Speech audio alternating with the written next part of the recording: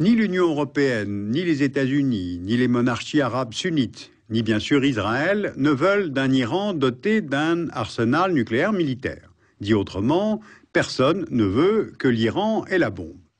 L'option diplomatique est tentée depuis plusieurs années, mais l'option militaire ne peut plus être éludée.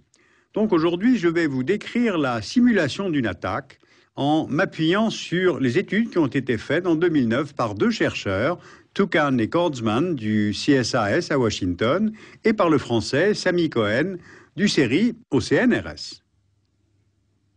Voici une carte de la région du Moyen-Orient. 1600 km séparent Israël de l'Iran. On sait que l'État d'Israël est doté de l'arme nucléaire depuis plusieurs années, avec pour politique de ne pas confirmer ni nier cette capacité militaire.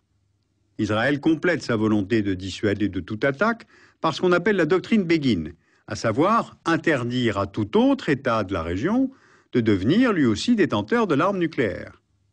C'est pour cela que l'aviation israélienne a bombardé l'Irak en juin 1981 pour détruire le réacteur nucléaire de Zirak et retarder ainsi considérablement le programme nucléaire irakien, qui d'ailleurs n'a jamais vu le jour.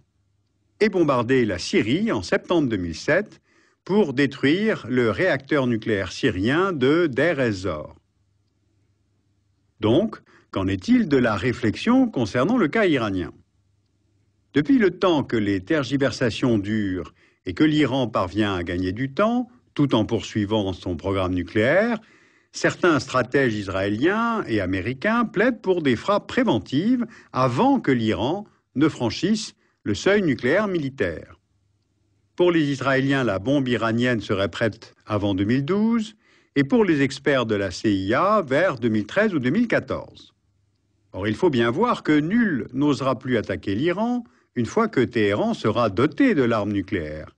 C'est d'ailleurs bien le but du régime iranien, sanctuariser son territoire. Alors les experts estiment qu'il faut donc frapper avant. Comment? En envoyant des avions opérer un bombardement loin de leur base, puis revenir ensuite. A priori, ça, on sait faire. Sauf qu'une telle attaque ne se justifie que si elle met fin au programme iranien ou au moins le retarde énormément. Or, les objectifs sont difficiles à atteindre et l'opération est très complexe à monter. Pourquoi? Analysons donc la trajectoire, les objectifs, les profits et les pertes. Décollant d'Israël, par où ces avions devraient-ils voler? Les militaires ont repéré 3 couloirs aériens. L'itinéraire idéal passe par la Jordanie et l'Irak. Il est central, il est plus court, mais pose des problèmes de relations diplomatiques avec la Jordanie, avec qui Israël a signé un traité de paix en 1994. Le couloir numéro 2, au sud, passe par la Jordanie, l'Arabie saoudite, l'Irak, et pose donc les mêmes problèmes diplomatiques. Le 3 passe par le nord. Il longe la frontière Syrie-Turquie, traverse le nord de l'Irak avant de pénétrer dans l'espace aérien iranien. C'est le plus plausible, mais c'est le plus long, donc le plus repérable. Pour s'avancer sans être repéré, l'armée de l'air israélienne devra être dotée de technologies de pointe pour brouiller réseaux de communication et radars des pays survolés. L'armée de l'air a d'ailleurs déjà fait usage de cette technologie lors du raid contre le réacteur nucléaire syrien en septembre 2007. On note aussi qu'en 2008, elle a acquis 2 avions Gulfstream G550 munis de puissants dispositifs de brouillage. Mais selon le rapport, il va tout de même falloir une centaine d'avions, F-15, F-16, plus les avions ravitailleurs, parce qu'il faut une combinaison de chasseurs, d'avions radars et de bombardiers. Donc le risque est forcément élevé. Le système iranien anti-aérien serait composé de toutes sortes de batteries de missiles sol-air, le Rapier, les missiles Hawk et Stinger américains, le Crotale français, et l'armée de l'air iranienne dispose aussi de 158 avions de combat, moins performants, mais pouvant intercepter l'aviation israélienne. À cela s'ajoute l'interrogation suivante des experts. L'Iran a-t-il ou non acquis récemment le système antiaérien SA-12 Giant russe à la suite de transactions secrètes avec Moscou? Si c'est le cas, l'espace aérien iranien est soit impénétrable, soit l'attaque entraîne de 20 à 30% de pertes, ce que Israël ne veut pas se permettre. Pour éviter les pertes humaines et d'appareils, l'autre option serait donc d'aller frapper avec des missiles israéliens, les Jericho 3, qui sont entrés en service en 2008. On a calculé que 42 missiles Jericho 3 étaient nécessaires pour détruire les installations iraniennes. Sauf que les cibles ne font que quelques mètres de superficie et il n'est pas sûr que les Jericho aient une telle précision pour une telle frappe. Donc, exit l'option des missiles. L'autre facteur qui fait que les militaires estiment qu'il faut un très grand nombre d'appareils, c'est qu'il y a des dizaines d'installations nucléaires dispersées sur le territoire iranien et il est impossible de les attaquer toutes en un seul bombardement.